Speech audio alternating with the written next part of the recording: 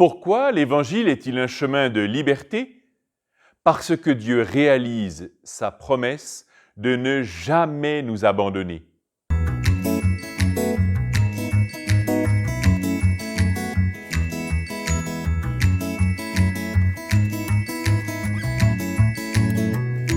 Bonjour à toutes et à tous, je suis vraiment très heureux de vous retrouver aujourd'hui, poursuivant notre lecture et méditation de la suite du chapitre 21 dans l'Évangile de Saint Luc.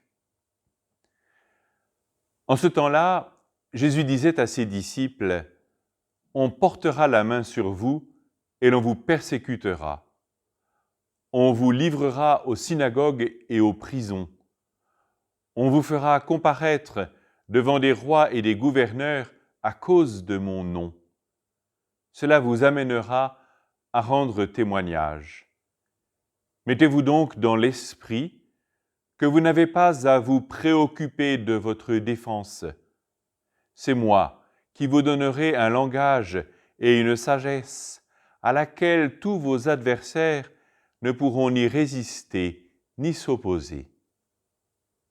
Vous serez livrés même par vos parents, vos frères, votre famille et vos amis, et ils feront mettre à mort certains d'entre vous. Vous serez détestés de tous à cause de mon nom. Mais pas un cheveu de votre tête ne sera perdu. C'est par votre persévérance que vous garderez la vie. Définitivement, l'Évangile n'est pas un roman à l'eau de rose. Les paroles de Jésus sont vigoureuses. Persécution, trahison à cause de Jésus, à cause de son nom et jusque vers la mort. Le chapitre 21, d'où nous vient cet extrait, est à la fin de l'Évangile de Saint Luc, juste avant la Passion. C'est très important de bien voir cela, sans quoi nous pouvons passer à côté de ce que l'évangéliste veut dire, le relativiser ou le déformer. Et je voudrais évoquer 3 points avec vous. Premier point, Jésus ne fait que décrire l'histoire, celle du passé, celle de son temps, la nôtre et celle à venir. Le peuple d'Israël a déjà connu la persécution, et même 2 fois l'exil, en particulier celui de Babylone.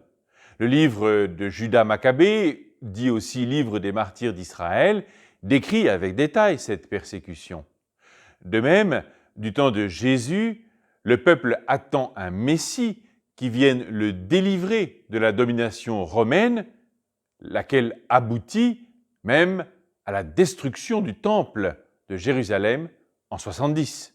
Les premiers chrétiens aussi ont connu la persécution, et ce, jusqu'à nos jours, dans des formes très variées. Le premier qui dit la vérité doit être exécuté, chante Guy Béard. Vous connaissez la chanson. Alors, Jésus, qui ne dit pas seulement, mais est la vérité, passe lui aussi par la mort. Mais il n'est pas seulement arrêté, trahi et jugé, il offre sa vie. Ma vie, dit-il, nul ne la prend, mais c'est moi qui la donne. Deuxième point, qui persécute? Qui trahit? A priori, rien n'est dit sur les auteurs des infamies décrites. L'Évangile dit « on », mais de qui s'agit-il? Une précision cependant. Vous serez livrés même par vos parents, frères, familles et amis. En fait, c'est tout à fait ce que dit Jésus ailleurs dans son Évangile. Un prophète n'est méprisé que dans son pays, sa parenté et sa maison. Si j'écoute bien ces paroles, si Jésus n'est persécuté que par les siens, cela veut dire que les premiers persécuteurs du christianisme, ce seraient les chrétiens? Serait-ce moi? Peut-être qu'il faut alors voir 2 sortes de persécutions ou de trahisons. Il y a celle extérieure, celle de l'esprit du monde face aux croyants. Mais n'y a-t-il pas aussi nos propres trahisons, plutôt personnelles, intérieures, vis-à-vis de Dieu, ce qu'on appelle le péché? Enfin, 3e point, dans ce tableau terrible, il y a 2 motifs d'espérance. Tout d'abord, c'est moi qui vous donnerai un langage et une sagesse face aux ennemis. L'occasion du témoignage.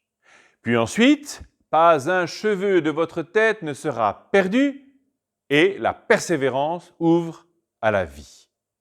C'est dire que non seulement Jésus ne nous laisse pas seuls, il est à nos côtés jusqu'à nous souffler, comme à l'oreille, les paroles du témoignage d'une part, et d'autre part, si même nos cheveux sont comptés, alors nous n'avons rien à craindre du tout. Pourquoi l'Évangile est-il un chemin de liberté? Parce que Dieu réalise sa promesse de ne jamais nous abandonner. Et le grand signe qu'il nous donne, c'est la croix. C'est sa vie donnée pour nous, pour qu'en retour, nous vivions de sa vie. Quelle joie! Tu protèges, Seigneur, ceux qui comptent sur toi. Sans toi, rien n'est fort, rien n'est saint. Multiplie pour nous tes gestes de miséricorde, afin qu'en faisant un bon usage des biens qui passent, nous puissions déjà nous attacher à ceux qui demeurent. Amen.